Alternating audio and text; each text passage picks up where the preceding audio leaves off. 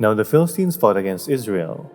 The Israelites fled before them, and many fell dead on Mount Gilboa. The Philistines were in hot pursuit of Saul and his sons, and they killed his sons Jonathan, Abinadab, and Malki-Shua.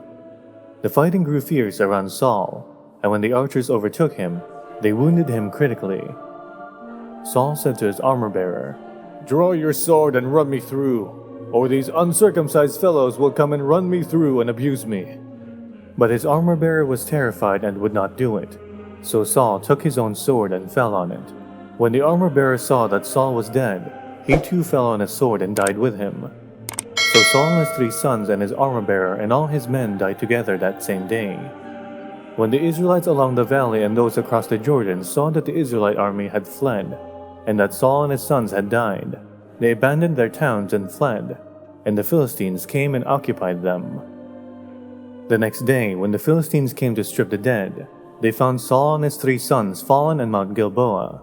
They cut off his head and stripped off his armor, and they sent messengers throughout the land of the Philistines to proclaim the news in the temple of their idols and among their people. They put his armor in the temple of the Ashtoreths and fastened his body to the wall of Beth-shan. When the people of Jabesh-Gilead heard what the Philistines had done to Saul, all their valiant men marched through the night to Beth-shan.